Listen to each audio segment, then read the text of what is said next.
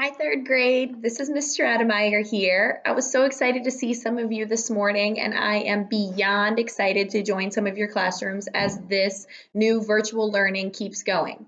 My job as the reading specialist is to check in with you all and see how you're doing with some of those reading standards that we were working on before you left for this mini break. Every week inside this folder, you're going to find a new read aloud with some of the skills that we've been working on. So I hope that I'm picking some interesting books for you, and I hope that you and your families can enjoy it. So the first book that I have picked is called Seriously, Cinderella is So Annoying. And I tried to pick silly books for every grade level for the first week just to keep you guys in a positive mood, since right now some of us could be feeling a little down or sad because we're in our homes and we can't see our friends and our extended family. So this book is going to be a fiction text. And remember, nonfiction is real, cold hard facts, and fiction is going to be those fantasy type stories. And because this is based on a fairy tale, we know this is going to be a fiction text. When I read this type of book, it's important to know that it's fiction because it gets our brain ready for some of the features of fiction, like drawings, exaggerations, things that aren't factual, and really that figurative language that authors use to keep us really entertained. So in today's story, I bet you can already guess from looking at the title and the cover that we're going to be looking at a different point of view. Most of you have read the traditional fairy tale of Cinderella. And while I love that movie and I love that story, it was told from her perspective. And so I've picked a different one to kind of spike your thinking a little bit in regards to one of our standards that you need to master before you go to fourth grade. So follow along as I read Standard 6 for you. I can identify a character's point of view by referring explicitly to details in the text to distinguish my own point of view from that of the character. So this is a little bit different than the second grade standard you're used to, because now you have to pull out explicit evidence right from this text and then also transform to your life and how you kind of separate your point of view from the author's. So again, we're going to identify this character's. So we're going to point out their point of view. So remember their perspective, their thinking. How do they see the story? By referring, we want to go explicitly, okay? So these need to be details that come right from the text, okay? And then we're going to take that one step forward and distinguish. Oh, I know I've seen some of you work with that word. So pick apart, look closely, see how that part is different. So your own point of view. So at the end, you're going to say, all right, well, I know Cinderella's side and I know the stepmother's side now. So which one do I agree with the most? Okay, so this should be super, super fun. All right, so without further hesitation, let's get started. Seriously, Cinderella is so annoying. The story of Cinderella as told by the wicked stepmother by Tricia Speed Shaskin and illustrated by Gerald Guerlas. I love these illustrations too. You must have heard of me, the wicked stepmother. Not true. It's just another one of Cinderella's wild stories. Not as wild as the one about the pumpkin and the fairy godmother. The real story, the true story, began with some chatter and some dust.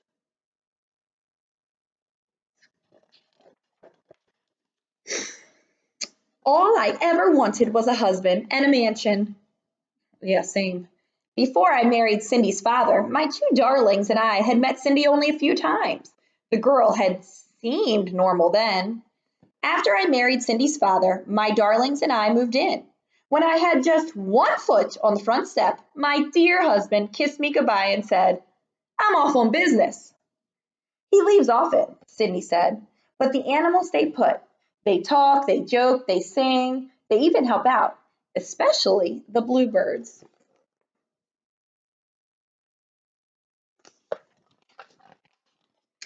Now, I don't mind a story, but I like facts, not fiction. Soon the girl was talking all kinds of hokey pokey. Once upon a time, Cindy said, one of the bluebirds became blue, not the color, the feeling. His friend had flown south. My darlings and I were stuck near the front door. I just wanted to put away my bags, and that's when I saw it. Dust. Dear, is this whole house dusty? I asked. I don't know, Cindy said. I'll give you a tour.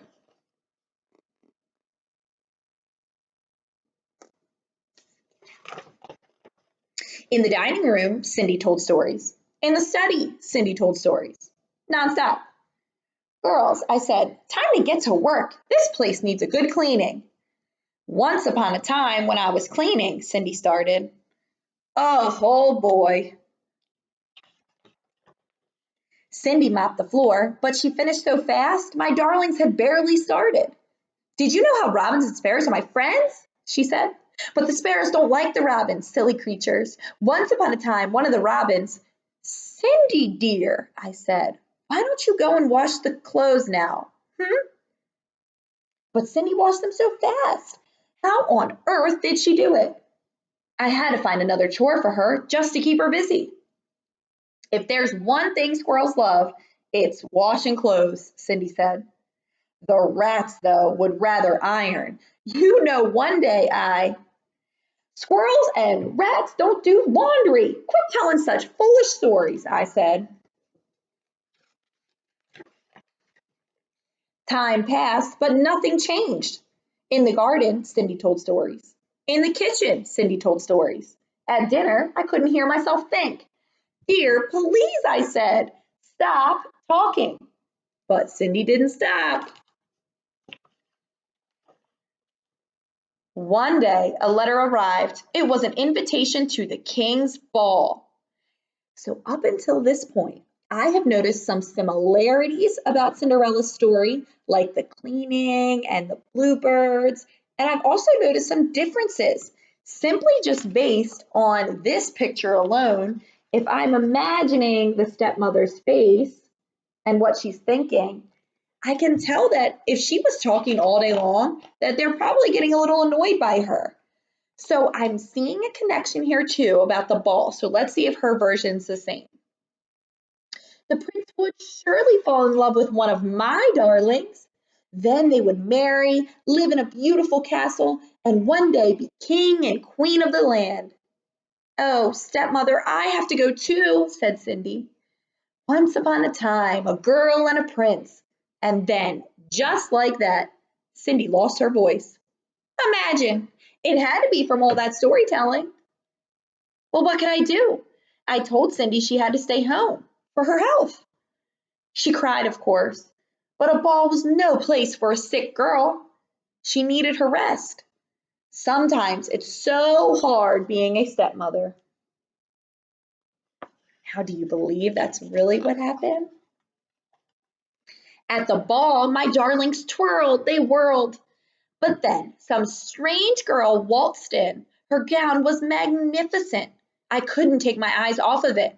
I wondered how much it cost and if my seamstress could copy it for me. The prince and the girl danced and danced. My poor darlings were left princeless.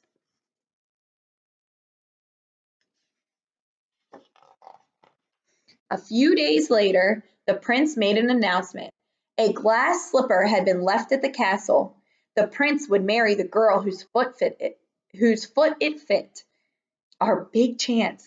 After visiting every other mansion in the neighborhood, the prince's valet arrived at our door. Me, said one of my darlings. No, me, said the other.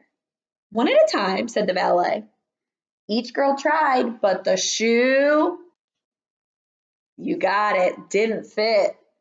Then Cindy pushed out a whisper. Please let me. The shoe fit. Cindy pulled the match out of her pocket. What? My darlings cried. Cindy pushed out another whisper. She said something about a pumpkin coach and mice that turned into horses. She even added a fairy godmother. Please, there's no such thing. But I still don't know where she got those shoes.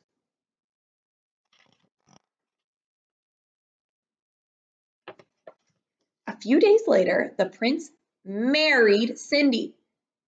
Poor man, he had no idea what he was getting himself into. But we myself and my darlings, we lived happily ever after.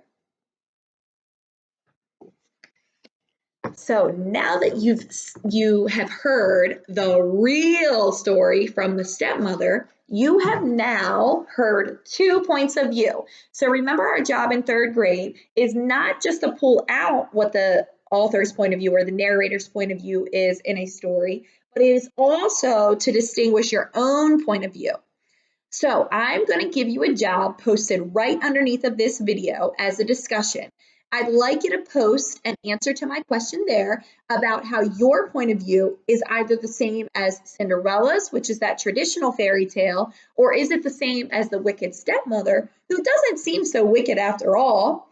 And as you post, feel free to comment on each other's, because I know it's always nice to see your friends in that chat too. And think about, what was our goal today? You're right.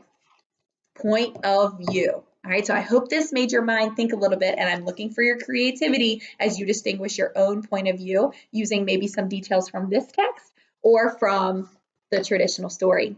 See you next time.